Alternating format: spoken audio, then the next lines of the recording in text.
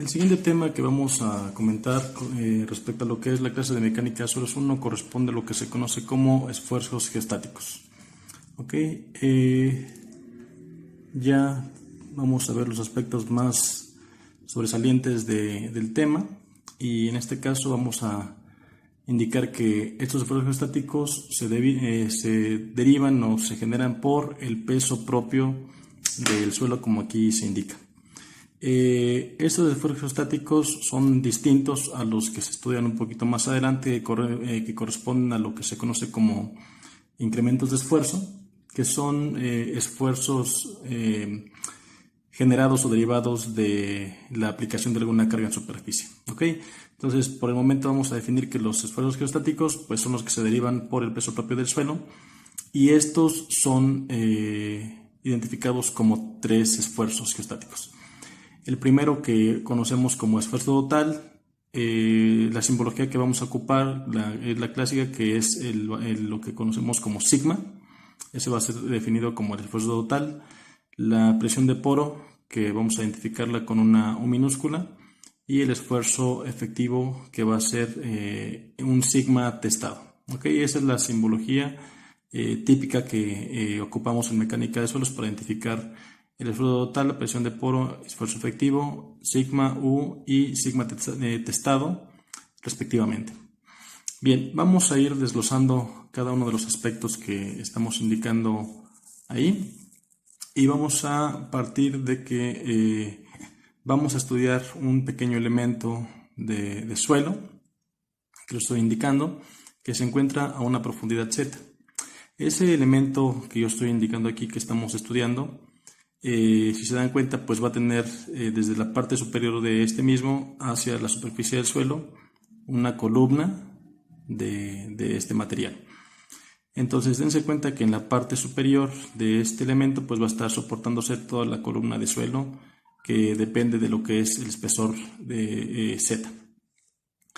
Bien, otro aspecto que tenemos que identificar para las aplicaciones que vamos a ver más adelante es lo que vamos a indicar como un plano en estudio.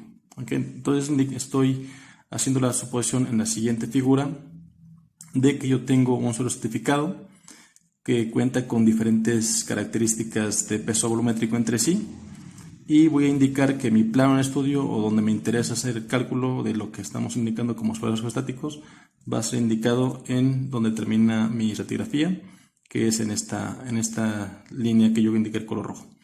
Entonces dense cuenta que estoy indicando una serie de estratos desde el 1, 2, 3 hasta un estrato N, y que cada uno de ellos va a contar con un peso volumétrico gamma M, 1, 2, 3 hasta el estrato N. ¿Ok? Bien, entonces muy importante lo que estoy comentando es identificar que yo tengo un plano en estudio, y ese plano en estudio lo podemos definir ya sea por necesidades del proyecto o por necesidades del cálculo, o pues puede ser una aplicación de la clase y decirles cuál es el plano que estamos estudiando. Pero dense cuenta entonces que seguimos teniendo lo que es una columna de suelo encima de lo que sería, aquí no lo estoy indicando, pero pues tendría mi elemento diferencial en esta parte. Entonces el plano de estudio pues se encuentra prácticamente arriba o encima de lo que es mi elemento diferencial.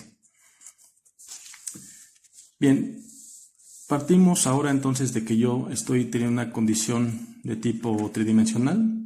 Entonces aquí la pequeña franja que yo estoy indicando aquí, esta sección de suelo que estoy indicando aquí, si yo la viera en una cuestión tridimensional, se vería como lo que tengo en la figura del lado derecho. Ok, veríamos un prisma rectangular que está formado por diferentes secciones que corresponderían a lo que sería cada uno de los estratos. Es decir, sigo teniendo los espesores de cada estrato, sus características de cada uno de ellos, pero hay que tener en cuenta que si es un prisma rectangular, entonces en la parte superior yo tengo un área que lo voy a llamar A mayúscula, y al ser una sección o un prisma rectangular perfecto, como proyección en la parte inferior, pues también tendríamos lo que es el área de ese prisma. Lo que tenemos aquí de área, pues es lo mismo aquí abajo. Y dense cuenta que yo sigo indicando que la parte inferior de mi prisma es lo que estoy indicando como mi plano en estudio. Ahora, ¿qué sucede? Es obvio que toda esta columna de suelo va a generar un peso que se va a estar aplicando en el área que yo estoy estudiando. Es decir, voy a indicar, bueno, cada una de las secciones de cada uno de los estratos va a contribuir a lo que es el peso total de mi prisma. En este caso voy a indicarlo como W sub índice T. Ese va a ser el peso de mi columna de suelo y va a ser un vector que va a estar actuando como una fuerza en lo que sería el área de donde el área de la base de mi prisma. Entonces, recordemos respecto a lo que es la física clásica, que cuando una fuerza está actuando de manera perpendicular al área que estamos estudiando, se genera lo que se conoce como un esfuerzo de tipo normal, que ya sabemos que vamos a hacer la identificación de lo que es con la simbología de sigma.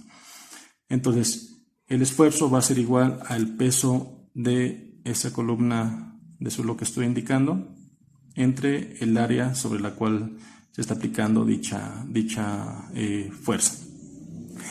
De aquí partimos, o de aquí vamos a indicar algunas ecuaciones adicionales, donde ya sabemos que un peso volumétrico es un peso entre un volumen, por lo tanto el peso va a ser igual al peso volumétrico por el volumen. Esto hace referencia a que si yo quiero conocer el peso de cada uno de un peso parcial de cada uno de mis estratos, entonces sería el peso de este pequeño bloque o de este bloque sería el peso volumétrico de este material por su volumen.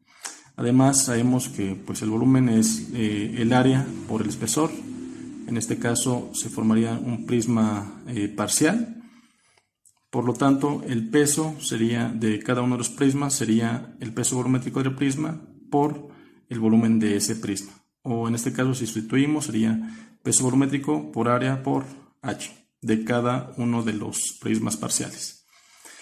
Entonces, aquí podemos identificar que el peso total de lo que indicamos aquí como el peso de la columna de suelo, pues sería el peso volumétrico por el volumen 1 más el peso volumétrico 2 por el volumen 2 más el peso volumétrico 3 por el volumen 3 más el peso volumétrico del estrato N por el volumen del estrato N.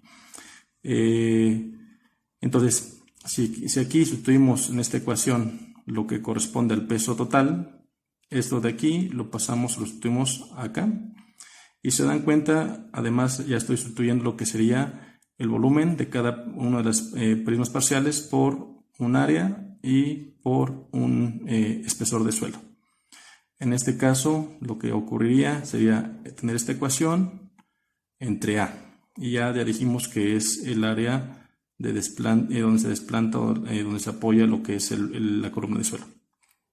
Entonces, de esta ecuación, si se dan cuenta, aquí podemos factorizar lo que es el valor de A, de tal forma que el área multiplicaría a cada uno de los valores gamma m por h m hasta el estrato n, es decir, serían o harían la unidad lo que son las áreas. De tal forma que la ecuación para calcular lo que vamos a indicar como esfuerzo total, sigma, va a ser igual a la sumatoria de pesos volumétricos por espesores de cada uno de los estratos. Esto desde un estrato 1 hasta un estrato n. Y a esto lo vamos a llamar nuestra primera ecuación, que es el esfuerzo total. Otra vez, entonces, esta es una de las primeras ecuaciones muy importantes que vamos a estar ocupando en mecánica de suelos, porque así es como vamos a calcular el primer esfuerzo geostático que estamos indicando como esfuerzo total.